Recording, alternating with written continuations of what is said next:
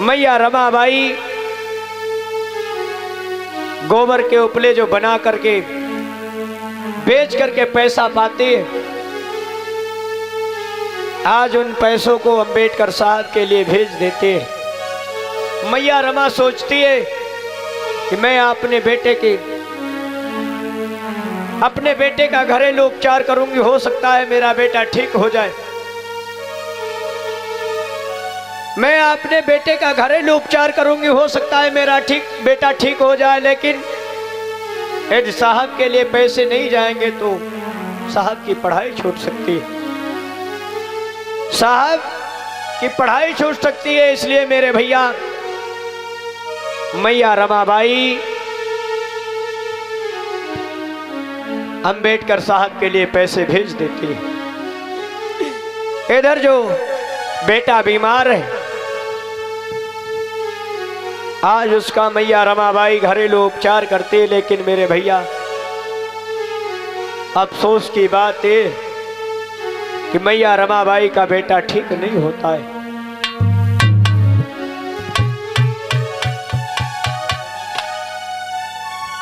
मैया रमाबाई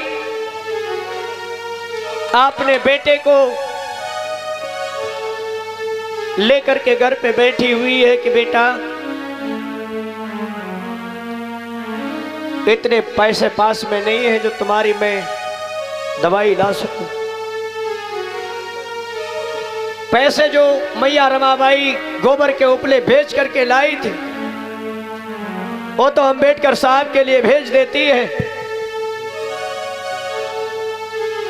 मेरे भैया मैया रमाबाई अपने बेटे को लेकर के बैठी हुई है।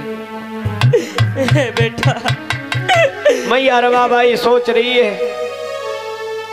मेरे बेटे की हालत और बिगड़ रही है।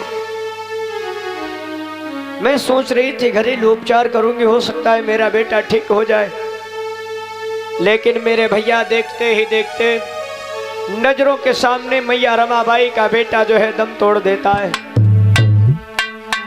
मैया रमाबाई का बेटा आज देखते ही देखते नजरों के सामने दम तोड़ देता है। मैया रो बिलखने लगती। मैया रमाबाई बेटा क्या हुआ मेरे लाला के बोलो बेटा,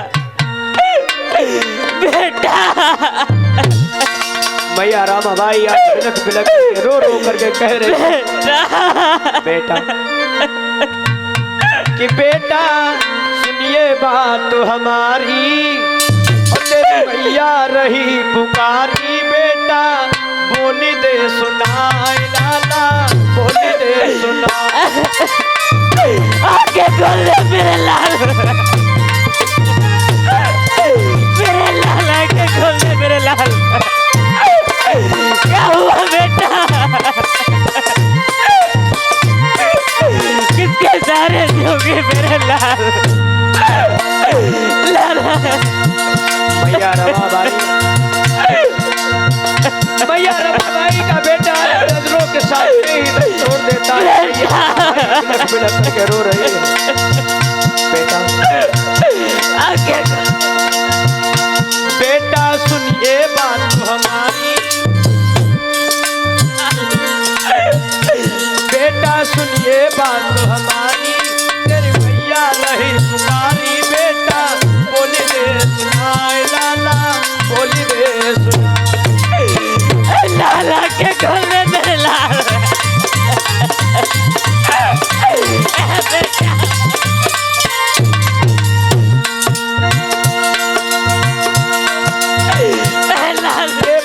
रुपया नहीं दे जाना, जो तेरी दवा करा दी लाला, जो तेरी दवा करा दी। लाला के खोले मेरे लाल, बेटा के खोले मेरे लाल। बेटा मेरे पास में ज्यादा पैसे नहीं थे जो तेरी दवा ला सकूं, तेरी दवाई करवा सकूं। के 5 रुपया नहीं दे जाना, जो तेरी दवा करा दी लाला, तेरी दवा करा। बेटा क्या करूं, बहुत मजबूर थी लाल, क्या करूं मैं।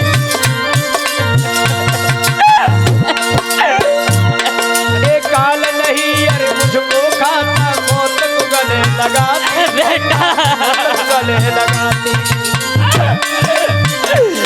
मेरे लाल आंखें खोल दे मेरे लाल। तूने कहते करी अबारी तेरी भैया नहीं पुकारी बेटा बोल दे सुनाए लाला बोल दे। बेटा आंखें खोल दे मेरे लाल। किसके सहारे जीओगी बेटा? बेटा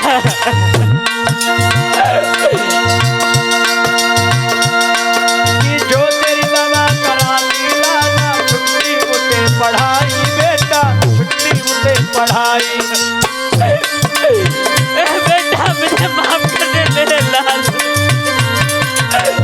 मैया रमाबाई बिलख रही है रो रो करके कह रही है बेटा ये जो तेरी दवा कराती लाला छुट्टी मुझे पढ़ाई बेटा छुट्टी मुझे पढ़ाई। देख बेटा तेरी भैया बुला रही है लाला के बेटा।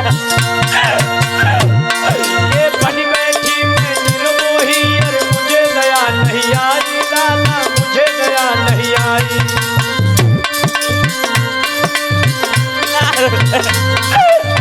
आंखें खोल बेटा। बन गई मैं हत्यारी तेरी भैया रही पुकारी लाला बोल दे सुनाए बेटा बोल दे। बेटा आंखें खोल मेरे लाल। किसके सहारे जीओगी बेटा?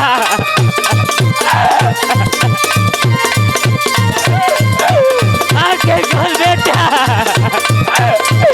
बेटा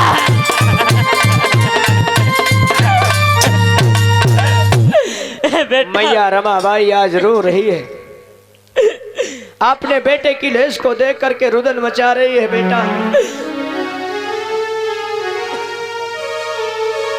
मेरे पास में इतने पैसे नहीं थे जो तेरी दवाई करवा सकूं और यदि तेरी दवाई करवाती तो उधर साहब की पढ़ाई छूट रही। मेरे भैया मैया रमाबाई रोती बिलखती अपने बेटे की लहस को उठा करके ले जाती है दफनाने के लिए। धन्य हो मैया रमा। क्या उन लोगों को अपनी संतान का दर्द नहीं था? हर माँ बाप को अपनी संतान का दुख होता है मेरे भैया, हर माँ बाप को अपनी संतान का दुख होता है। क्या अम्बेडकर साहब नहीं चाहते थे कि हमारी संतानें जीवित रहें? मैया रमा नहीं चाहती थी, सभी लोग चाहते हैं, लेकिन सिर्फ इस समाज के लिए मेरे भाई मैया रमाबाई काज बेटा कुर्बान हो जाता है, मृत्यु को प्राप्त होता है। धीरे धीरे समय गुजरने लगा। एक बेटा और बीमारी की वजह से चला जाता है। रमेश और गंगाधर दो बेटों की मृत्यु हो जाती है। घर में एक बेटी है जिसका नाम है इंदु। बड़ी ही मैया रमाबाई की प्यारी बिटिया है। इंदु नाम की बेटी है, प्राणों से प्यारी है। मैया रमाबाई के दो बच्चे तो गुजर गए, लेकिन मैया रमा सोचती है कि मैं अपने इन बच्चों का जरूर बहुत अच्छे तरीके से पालन पोषण करूंगी। अब मैया रमाबाई दुखी होती है कि मेरे दो बच्चे, मेरे दो बच्चे हमारे नजरों के सामने गुजर गए। संतान खोने का अफसोस सभी लोगों को होता है। धीरे धीरे समय व्यतीत हुआ मेरे भाई। हुआ क्या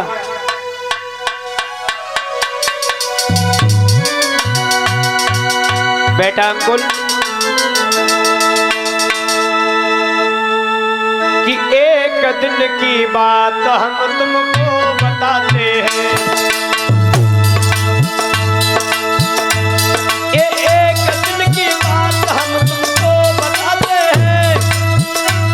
कछ काफी दिन गए बीत हाल आगे गाते हैं। कछ काफी दिन गए बीत हाल आगे गाते हैं।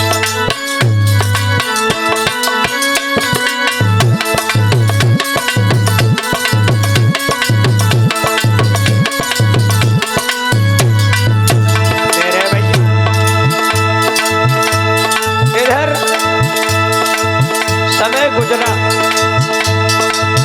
समय कुछ व्यतीत हुआ क्या?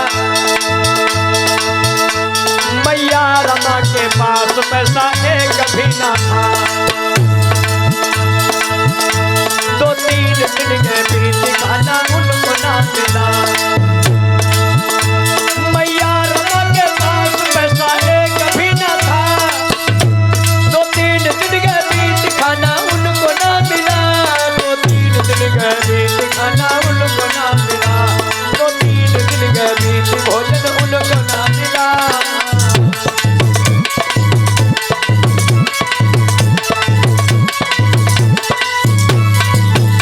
मेरे भैया इधर समय व्यतीत हुआ। मैया रमा के पास में पैसे नहीं है, मजदूरी भी कहीं नहीं लगी। अब भोजन कैसे आए घर पे? 2-3 दिन हो गया घर में भोजन नहीं बनाए। लेकिन घर से जानकारी बाहर तक नहीं गई, घर में ही सीमित है। मैया रमा को तो काम नहीं मिला, जब मजदूरी नहीं मिली, पैसे पास में नहीं आए। पैसे नहीं है पास में तो भोजन कैसे आए? और जब भोजन नहीं है खाएगा। मेरे भैया एक बेटी थी हिंदू जो बीमार थी बड़ी। खाना नहीं मिला तो भूख से तड़प रही। एक बेटी थी हिंदू जो बीमार थी बड़ी। भोजन नहीं मिला तो भूख से तड़प रही। भोजन नहीं मिला तो भूख से तड़प रही। भोजन नहीं मिला तो भूख से तड़प रही।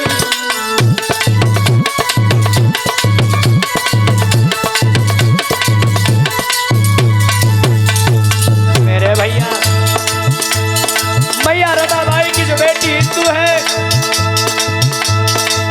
घर पे जब 2-3 दिन भोजन नहीं बना और भूख से व्याकुल बेटी, मासूम 5 वर्ष की बेटी भूख से तड़प तड़प करके बीमार हो जाती है। मैया रमा से कहने लगी, मैया मुझे भूख लगी है।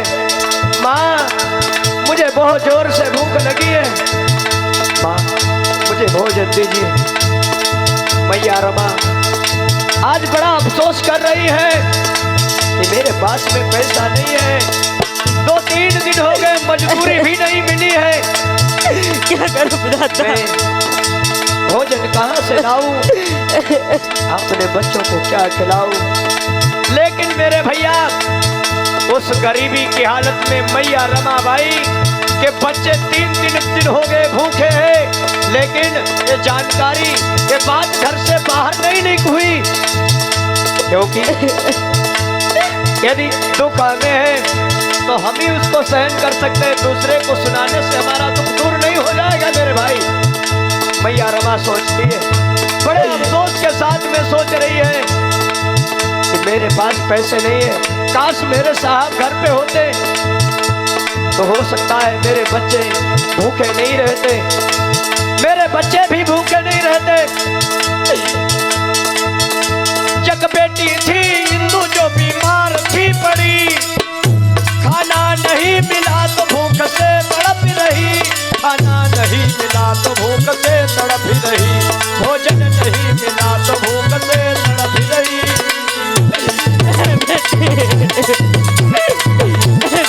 मेरी प्यारी बेटी क्या करूं बेटी? रो करके बेटी बोली, मैया खाना दीजिए। तो कहने लगी माँ हाँ मैं बेटी को मुझे बहुत जोर से भूख लगी है, क्या करूं बेटी। रो करके बेटी बोली मैया खाना दीजिए, समझा कर मैया बोली बेटी सब्र कीजिए। थोड़ी देर रुक जाओ बेटी, अभी मिल जाएगा। क्या करूं बेटी, मजबूर हूँ। रो करके बेटी बोली मैया खाना दीजिए, समझा कर मैया बोली बेटी सब्र कीजिए, समझा कर मैया बोली बेटी सब्र कीजिए। क्या करूं बेटी, मजबूर हूँ। थोड़ी देर रुक जाओ बेटी, अभी खाना तुमको मिल जाएगा। क्या करूं बेटी, मजबूर है इसमें। क्या करूं विधाता, कहाँ जाऊं, क्या करूं। हमारे साहब तो विदेश में पढ़ाई कर रहे हैं, घर में नहीं पता क्या हो रहा है। क्या होगा, क्या जवाब दूंगी अपने साहब को जब आएंगे। मेरे भैया मैया रमाबाई को 2-3 दिन हो गए मजदूरी नहीं मिली। जब मजदूरी नहीं मिली तो पैसा कहाँ से आए, पैसा नहीं है घर में। 2-3 दिन हो गए कि भोजन नहीं बना, बच्चे भूख से तड़प रहे हैं। बिटिया 5 साल की थी, मासूम बेटी हो इंदु, जब उससे भूख बर्दाश्त नहीं हुई, वो भूख प्यास से बीमार है, भूख से तड़प तड़प के वो बीमार हो गई। ए, चल नालायक कहीं का, सही से बैठ जाने, समझ ले बदतमीज। ये गलती है बच्चों की नहीं है, गलती है पप्पा बुआ की है इनके। पता नहीं कौन सहित में है बना कर रखना है।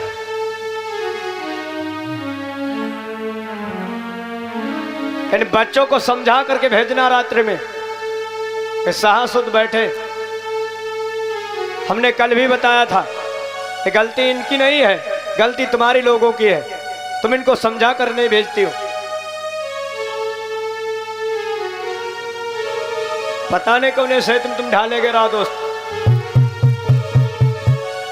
बोलिए तथागत बुद्ध की, बाबा साहब की, संत गुरु रविदास की, पेरियार ललय सिंह यादव की, महान सम्राट अशोक की, आज के आनंद की, अपने अपने माता पिता की। मेरे भैया बेटिया इंदु भूख से तड़प रही है, भूख से तड़प तड़प कर वो बीमार पड़ जाती। मैया रमा से कहती माँ मुझे भूख बहुत जोर से लगी है। करूं बेटी, थोड़ी देर रुक जाओ। 3 दिन हो गए हमने खाना तक नहीं खाया है माँ, लेकिन अब मुझसे भूख बर्दाश्त नहीं हो रही है माँ, मुझे खाना ला करके दो। रुक जाओ बेटी, थोड़ी देर और रुक जाओ। मैया कहती है बेटी रुको, मैं तुम्हारे लिए अभी भोजन का इंतजाम कर रही हूँ, लेकिन मेरे भैया पैसे पास में नहीं है तो भोजन कहाँ से आए, भोजन आए तो कहाँ से आए, पैसे पास में नहीं है। भूख प्यास से वो तड़प तड़प करके मेरे भैया बिटिया इंदु भी प्राणों को त्याग देती। जो मैया रमाबाई के प्राणों से प्यारी बेटी थी इंदु, इंदु भी प्राणों को त्याग देती। आज 3 बच्चे गुजर गए मैया रमा। बेटी क्या हुआ, आंखें खोल दो मेरी बेटी, मेरी प्यारी बेटी आंखें खोल दो। सब लोग मुझे छोड़ के चले गए, तुम तो रहने दो बेटी। मेरे भैया आज अपनी बिटिया की लहज को उठाती है मैया रमाबाई और दाह संस्कार के लिए ले जाते हैं, रोते बिलखते हैं।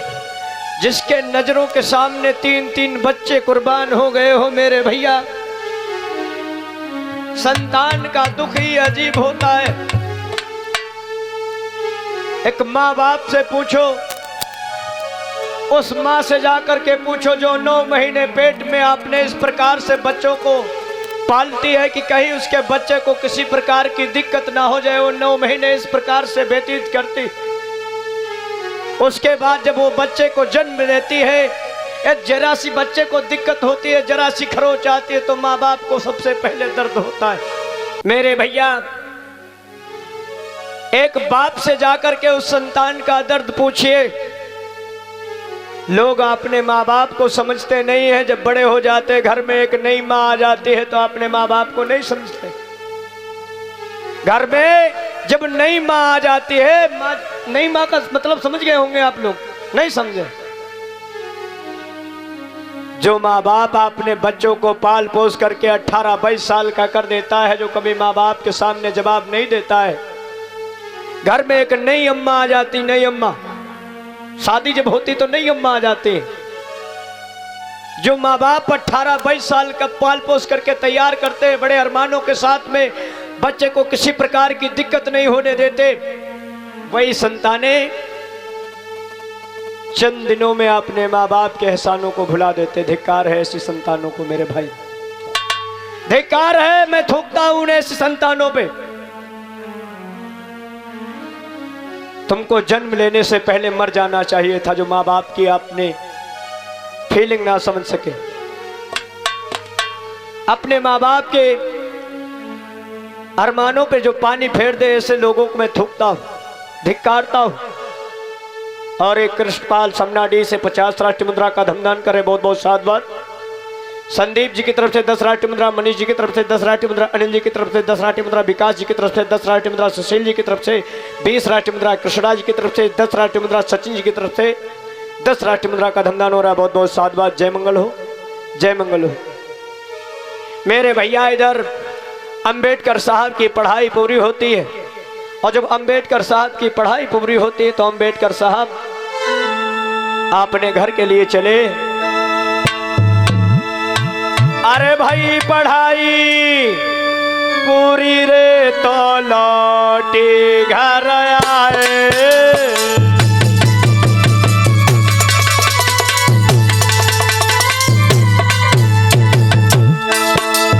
मेरे भैया,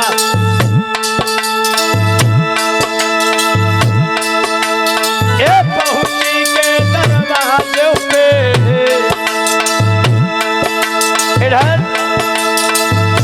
अंबेडकर साहब की पढ़ाई पूरी होती है। अंबेडकर साहब अपने घर के लिए चले हैं।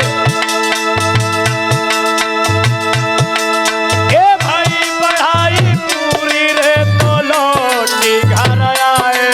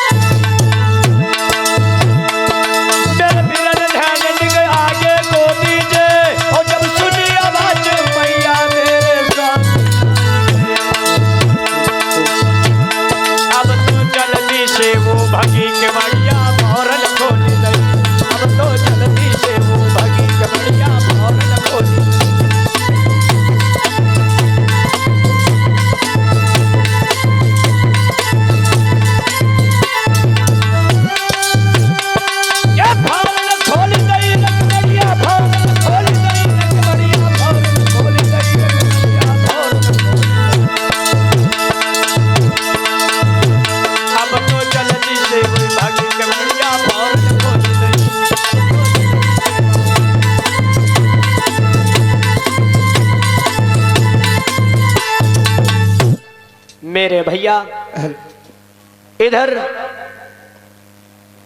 अंबेडकर साहब की जब पढ़ाई पूरी हुई, अपने घर को वापस आते, पहुंच के दरवाजे पे आवाज जब लगाया, अरे प्यारी रमा, आइए साहब। 2 सुपड़िया खा वाले चौकन नए हैं। फिर आ जाओ साहब। खा लिए हैं, पंडाल में बैठ गए। खुश रहो। अरे रमा, हाँ साहब, आप इतनी जल्दी आ गए, ना तो कोई पत्र ना तो कोई संदेशा भिजवाया। अचानक अरे क्या बताऊं रामू, हाँ साहब। मेरी पढ़ाई पूर्ण हो गई तो मैंने सोचा चलो मैं घर चलता हूँ।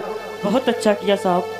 लेकिन रामू कहो साहब। क्या बात है, आज ना तो हमारे बच्चे दिख रहे हैं और तुम एक घूंघट, क्या मतलब है इसका रामू? अरे साहब, जब से आप विदेश पढ़ने चले गए तब से हमने कुछ लाज और शर्म सीख ली है साहब, इसलिए मुझे लाज आती है साहब।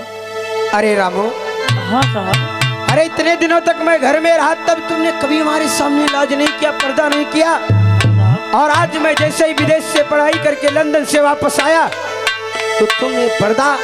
रामू हाँ साहब। मेरे बच्चे कहाँ हैं? अरे साहब, बच्चे कहीं खेल रहे होंगे साहब, आ जाएंगे अभी। आज मेरे भैया अम्बेडकर साहब पूछने लगे हो रामू कहो साहब। कि सुनिए रामू ये ध्यान से, हाँ साहब। हे रमा, मेरे बालक तीनों कहाँ गए? अरे साहब, बच्चे कहीं खेल रहे होंगे, अभी आ जाएंगे।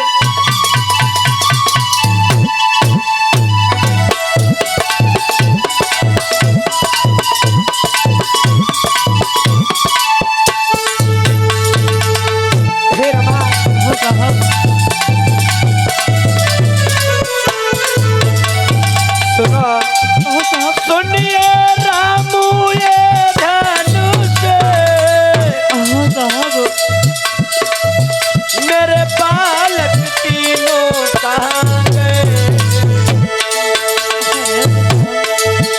घूंघट का राज बता रहा, कछु दाल में ये काला है। नहीं साहब, कुछ नहीं हुआ साहब।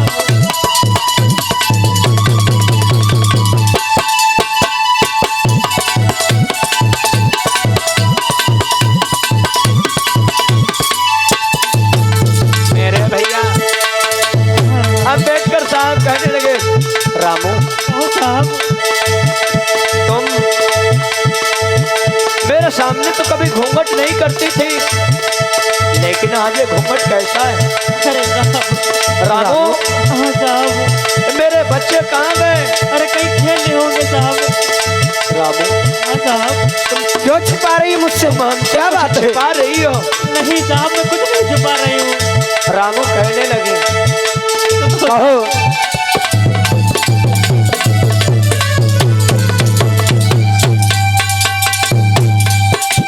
ऐसी कोई बात नहीं।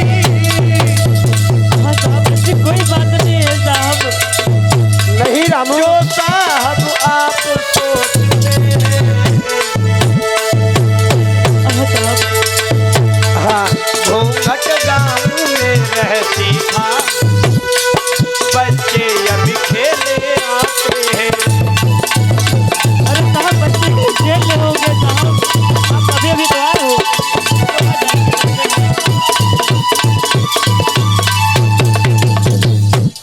मेरे भैया रामू, कहो साहब।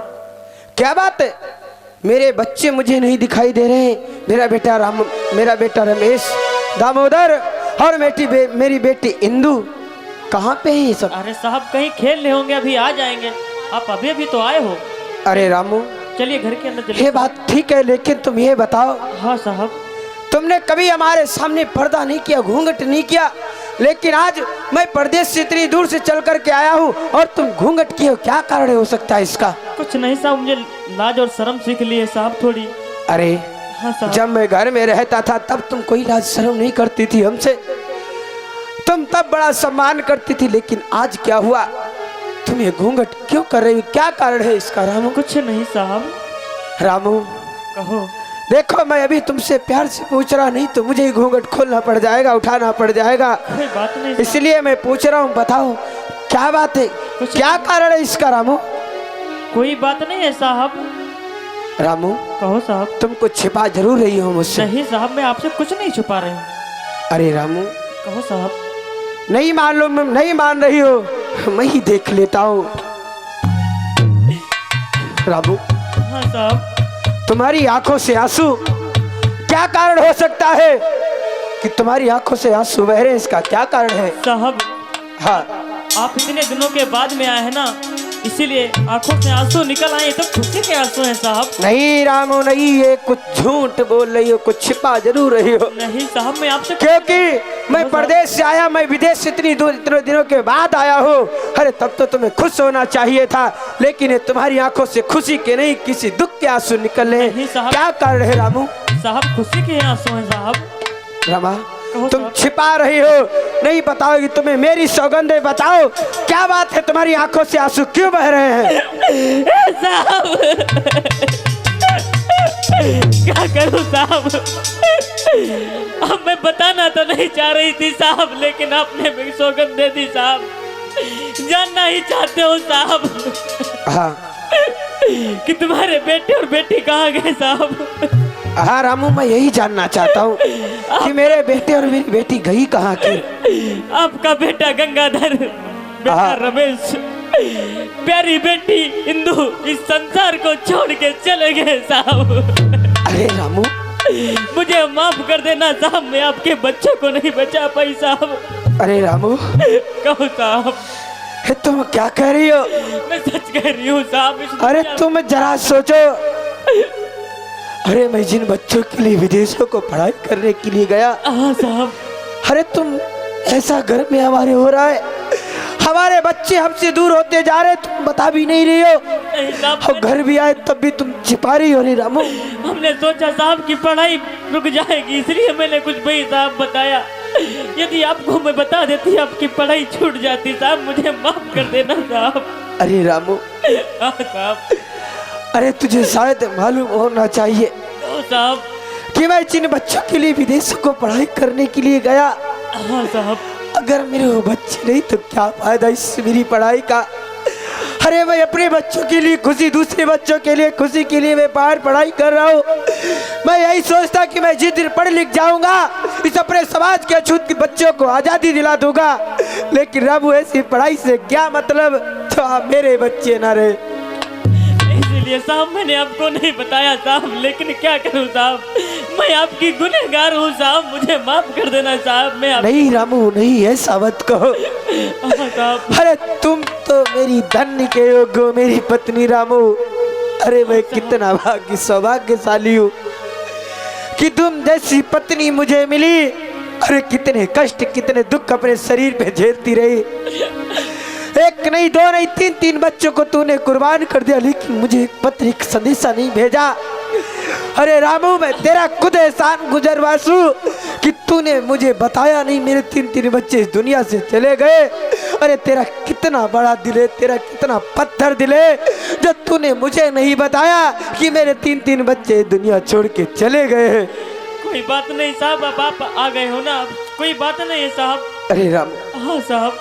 मैं आ गया हूँ, कोई बात नहीं, तुम अब धीर रखो, क्योंकि जो होना था वो तो हो ही गया है। हाँ साहब। बच्चे हमारे चले गए तो जाने तो कोई बात नहीं, हाँ साहब। लेकिन रामू, कहो साहब। मैं इस समाज की लड़ाई लड़ूंगा। अरे अभी तो मेरा बेटा जिंदा ही है, मेरा बेटा राजरतन तो मेरे प्राणों से प्यारा है। हाँ साहब। अरे जिसका मैंने लंदन में रह करके अपने बच्चे का नामकरण किया, राजरतन, अरे वो मेरा बेटा है। अरे मैं सोचूंगा कि मेरे 3 बेटे नहीं, इस देश में मेरे 3 करोड़ हजार बेटे मेरे हैं। तुम चिंता ना करो, मेरे बच्चे गए, मुझे कोई दुख नहीं, लेकिन मैं तेरा बहुत बड़ा एहसानमंद हूँ कि तूने कम से कम, इतना बड़ा तेरा दिल, इतनी बड़ी तू है कि तूने बच्चे मेरे मर गए लेकिन मुझे तक नहीं बताया। क्या करती साहब? ठीक है साहब, कोई बात नहीं साहब, भूल जाइए साहब, जो होना। धन्य है मैया रमा, ठीक है रामू, जिन्होंने अपने हृदय पर पत्थर रख लिया।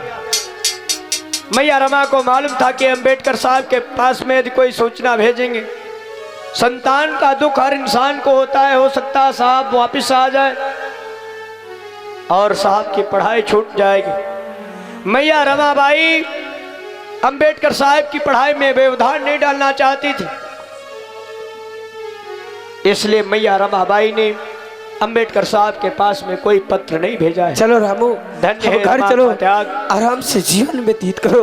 हम मैं आ गया हूँ, तुम्हें किसी प्रकार की चिंता करने की जरूरत नहीं है। कोई बात नहीं साहब, चलिए। धन्य है मैया रमा, यदि ऐसी नारी सबको मिल जाए